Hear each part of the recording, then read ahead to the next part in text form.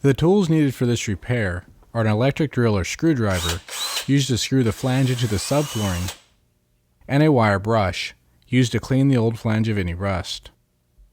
To do this repair, clean the old flange of any rust or visible corrosion. Place the repair ring over the top of the old flange with the mounting channels lined up. Screw the repair ring to the subflooring using the deck screws. Ensure that it is secured properly to the subflooring.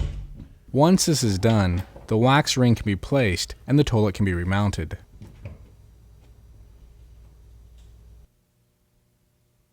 If desired, a new flange could be installed over an existing flange, but to do this, the new flange would have to be an inside fitting flange, and the old flange's metal ring would have to be removed. The removal of the metal ring will be covered later on in this section. If the flange and subflooring need to be replaced, then the flange will need to be removed without breaking the sewer inlet, and the subflooring will need to be cut out without damaging the floor joists. In order to perform this repair, the following items will need to be purchased. The first is a new toilet flange. The toilet flange can be several different styles, depending on if the sewer inlet is either 3 or 4 inches in diameter. Since the sewer inlet is just a drain line under no pressure, most connections will work as long as they are glued together tightly.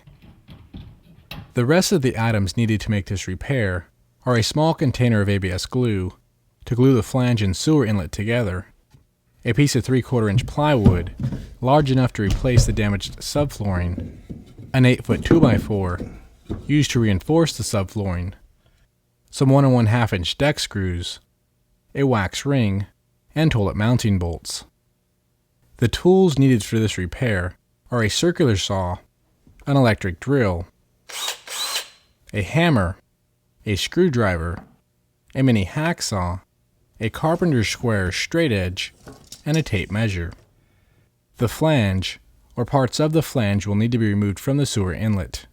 For demonstration purposes, the removal of both an outside and an inside flange will be shown. For an outside fitting flange, take a mini hacksaw and cut completely through the flange's metal ring. Next, unscrew the deck screws, holding the flange to the subflooring. Now, take a flathead screwdriver and wedge it between the ABS coupling and the metal ring, prying up the metal ring. Use the mini hacksaw to cut the ABS coupling all the way to the sewer inlet. Once the cut is made, wedge the screwdriver between the ABS coupling and the sewer inlet, breaking the ABS glue's seal. With some work, the coupling should be able to be removed.